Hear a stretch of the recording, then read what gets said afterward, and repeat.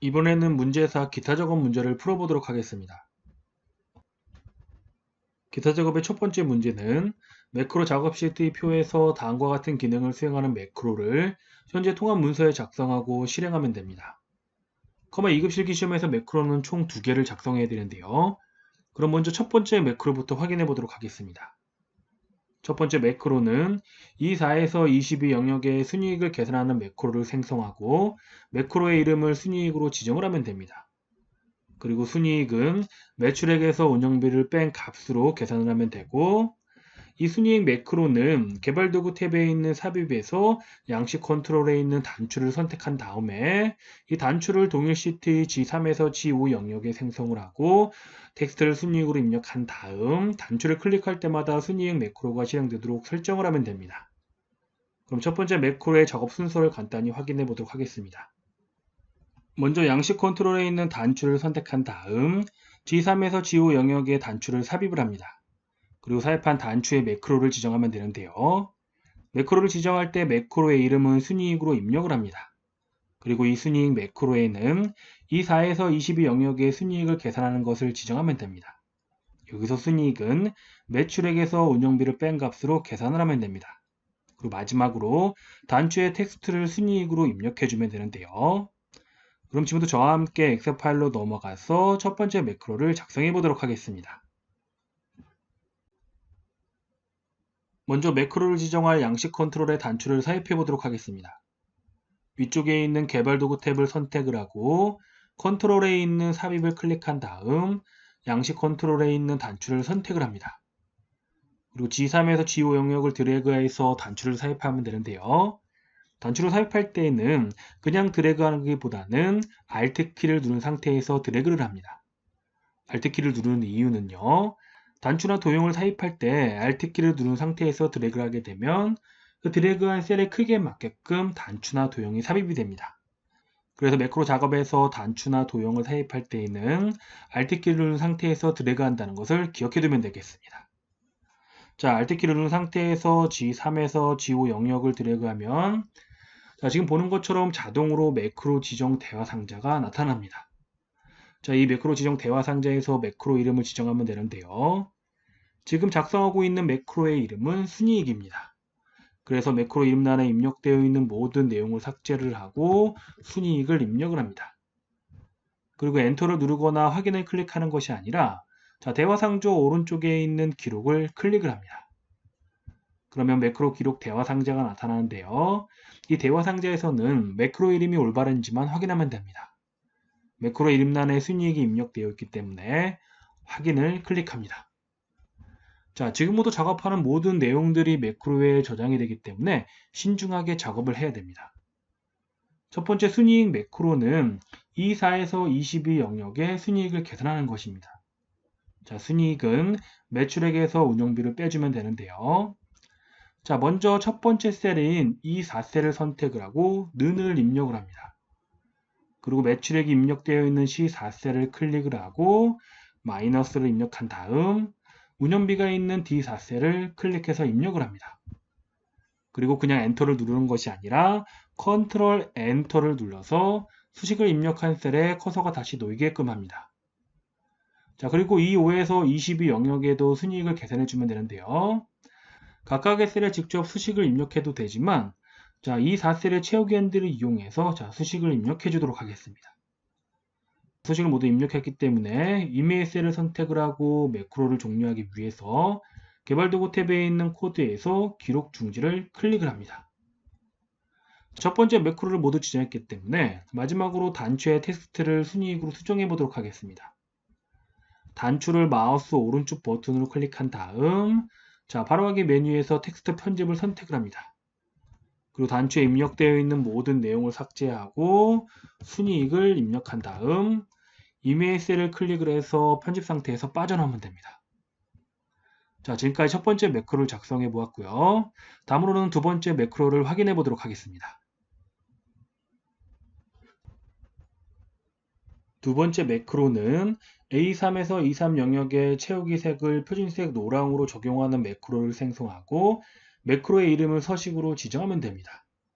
그리고 이 서식 매크로는 도형에 있는 기본 도형의 빗면을 동일 시트의 G7에서 G9 영역에 생성한 다음 도형의 텍스트를 서식으로 입력을 하고 이 도형을 클릭할 때마다 서식 매크로가 실행되도록 설정을 하면 됩니다. 그럼 두 번째 매크로의 작업 순서를 간단히 살펴보도록 하겠습니다. 먼저 매크로를 지정할 기본 도형의 빗면을 선택한 다음 G7에서 G9 영역의 도형을 삽입을 합니다. 그리고 이 도형의 매크로를 지정하면 되는데요. 매크로를 지정할 때 매크로의 이름은 서식으로 입력을 합니다. 그리고 이 서식 매크로는 A3에서 E3 영역의 채우기 색을 표준색 노랑으로 지정을 하면 됩니다. 마지막으로 도형의 텍스트를 서식으로 입력하면 됩니다.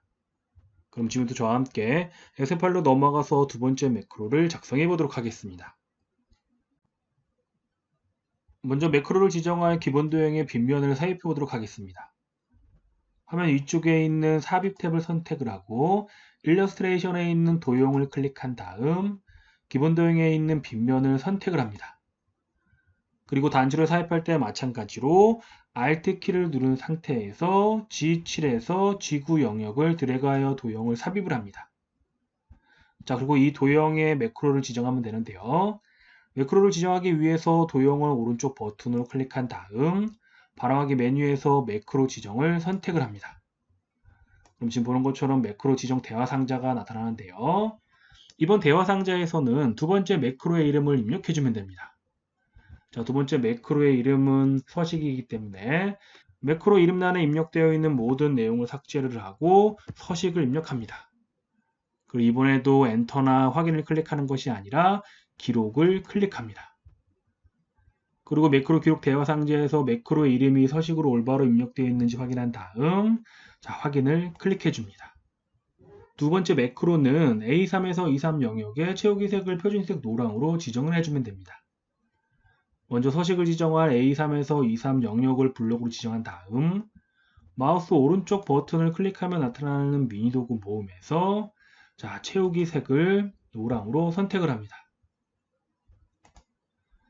그리고 매크로를 종료하기 위해서 이메일 셀을 선택을 하고 위쪽에 있는 개발 도구 탭을 선택한 다음 코드에 있는 기록 중지를 클릭합니다. 두 번째 매크로를 작성했기 때문에 마지막으로 도형의 텍스트를 입력해 보도록 하겠습니다. 도형의 텍스트를 입력하기 위해서 도형을 마우스 오른쪽 버튼으로 클릭한 다음 텍스트 편집을 선택을 합니다. 그리고 서식을 입력을 하고 이메일 셀을 클릭을 해서 편집 상태에서 빠져나오면 됩니다.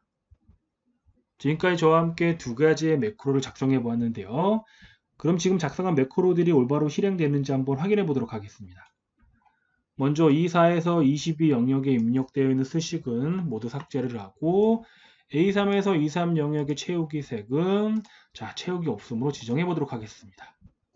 그리고 첫 번째로 순이익 단추를 클릭하게 되면 지금 보는 것처럼 24에서 22 영역의 순이익이 계산된 것을 확인할 수 있습니다. 다음으로 서식 도형을 클릭하게 되면 지금 보는 것처럼 A3에서 23 영역의 채우기 색이 표준색 노랑으로 지정된 것을 확인할 수 있습니다. 지금까지 저와 함께 매크로 작업을 해봤고요. 다음으로는 차트 작업을 수행해 보도록 하겠습니다. 기타 작업의 두 번째 문제는 차트 작업 시트의 차트에서 다음 지시사항에 따라 아래 그림과 같이 차트를 수정하면 되는데요. 차트 작업의 지시사항은 총 5가지가 있습니다. 이 차트 작업은 앞에서 공부했던 셀 서치 작업과 마찬가지로 각각의 지시사항들을 어디에서 어떻게 지정하는지만 정확하게 알고 있다면 어렵지 않게 문제를 풀 수 있습니다. 그럼 지금부터 저와 함께 엑셀 파일로 넘어가서 이 5가지 지시사항을 적용을 해서 차트를 수정해 보도록 하겠습니다. 차트 작업의 첫 번째 지시사항을 보면 최근 5년간 2014년에서 2018년의 여름철 평균 온도만 차트에 표시되도록 데이터 범위를 변경하면 되는데요. 차트의 데이터 범위를 변경하기 위해서 차트를 선택한 다음 바로하기 메뉴에서 데이터 선택을 합니다. 그럼 지금 보는 것처럼 데이터 원본 선택 대화 상자가 나타나는데요. 이 대화 상자의 차트 데이터 범위에 입력되어 있는 모든 내용을 삭제한 다음 최근 5년의 여름철 평균 온도만 데이터 범위로 지정해주면 됩니다.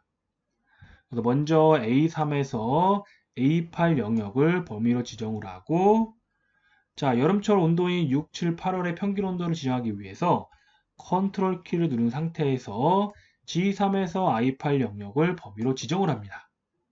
그리고 확인을 클릭하게 되면 자, 화면을 아래쪽으로 내리도록 하겠습니다.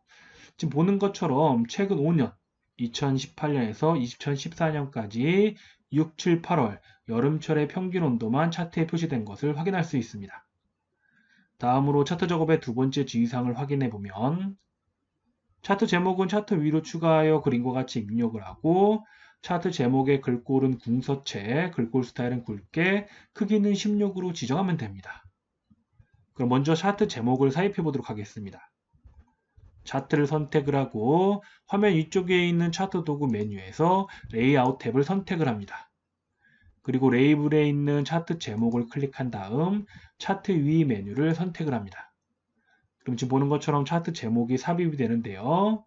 지금 현재 차트 제목이 선택된 상태입니다. 이 상태에서 수식 입력줄 클릭을 하고 그리고 이 수식 입력줄에 그 차트 제목을 입력해 주면 되는데요. 차트 제목은 최근 5년간 여름철 평균 온도입니다. 여름철 평균 온도를 입력을 하고 엔터를 눌러주게 되면 지금 보는 것처럼 차트의 제목이 수식 입력줄에 입력된 내용으로 변경된 것을 확인할 수 있습니다. 그리고 이번에는 차트 제목의 서식을 지정해 보도록 하겠는데요. 자, 차트 제목의 테두리를 마우스 오른쪽 버튼으로 클릭을 합니다. 그러면 미니 도구 모음이 나타나는데요. 이 미니 도구 모음을 이용해서 서식을 지정해 보도록 하겠습니다. 먼저 첫 번째로 글꼴을 변경하기 위해서 글꼴란을 선택을 하고 글꼴을 궁서체로 찾아서 선택을 합니다. 궁서체로 선택을 하고 크기는 16으로 선택을 합니다. 그리고 기본적으로 글꼴 스타일이 굵게로 지정되어 있기 때문에 따로 굵게를 지정할 필요는 없습니다. 다음으로 차트 작업의 세 번째 지시사항을 확인해 보도록 하겠는데요. 8월 계열의 2017년 요소만 채우기 색을 표준색 주황으로 지정을 하고 데이터 레이블 값을 바깥쪽 끝으로 표시를 하면 됩니다. 자, 먼저 8월 계열의 2017년 요소를 선택을 합니다. 그럼 지금 보는 것처럼 8월 계열일 전체가 선택이 되고 이 상태에서 다시 2017년 요소만 선택을 합니다. 그럼 지금 보는 것처럼 2017년 요소만 선택이 되는데요. 이 상태에서 먼저 채우기 색을 지정하기 위해서 자, 마우스 오른쪽 버튼을 클릭한 다음 미니 도구 모음에 있는 색 채우기에서 자, 표준색 주황을 찾아서 선택을 합니다. 다음으로 데이터 레이블 값을 표시하기 위해서 역시 2017년 요소만 선택된 상태에서 다시 마우스 오른쪽 버튼을 클릭한 다음 이번에는 바로하기 메뉴에서 데이터 레이블 추가를 선택을 합니다. 그럼 지금 보는 것처럼 데이터 레이블 값이 표시가 되는데요. 기본적으로 데이터 레이블 값의 위치는 바깥쪽 끝으로 지정이 됩니다. 그래서 따로 위치를 지정할 필요는 없습니다. 다음으로 차트 작업의 네 번째 지시사항을 확인해 보면 세로값축의 최소값은 20, 최대값은 28, 주단위는 1로 지정하면 됩니다. 세로값축의 서식을 지정하기 위해서 세로값축을 선택을 하고 바라하기 메뉴에서 축서식 메뉴를 선택을 합니다. 그럼 지금 보는 것처럼 축서식 대화상자가 나타나는데요. 이 대화상자의 축 옵션 탭에서 먼저 최소값의 고정을 선택을 하고 고정란에 입력되어 있는 모든 내용을 삭제한 다음 20을 입력합니다. 동일한 방법으로 이번에는 최대값의 고정을 선택을 하고 고정란에 입력되어 있는 내용을 모두 삭제한 다음 28을 입력합니다. 마지막으로 주 단위의 고정을 선택을 하고 고정란에 입력되어 있는 내용을 모두 삭제한 다음 숫자 1을 입력을 합니다. 그리고 닫기 단추를 클릭하게 되면 지금 보는 것처럼 세로값축의 최소값과 최대값 그리고 주 단위가 변경된 것을 확인할 수 있습니다. 마지막으로 차트 작업의 다섯 번째 지시사항을 확인해 보면 범례는 아래쪽에 배치하면 됩니다. 범례를 아래쪽으로 배치하기 위해서 차트에 있는 범례를 선택을 하고 바로하기 메뉴에서 범례 서식 메뉴를 선택합니다. 그리고 범례 서식 대화 상자의 범례 옵션 탭에서 범례 위치를 아래쪽으로 선택을 하고 닫기를 클릭을 합니다. 그럼 지금 보는 것처럼 범례 위치가 아래쪽으로 변경된 것을 확인할 수 있습니다. 지금까지 저와 함께 차트 작업을 해보았습니다.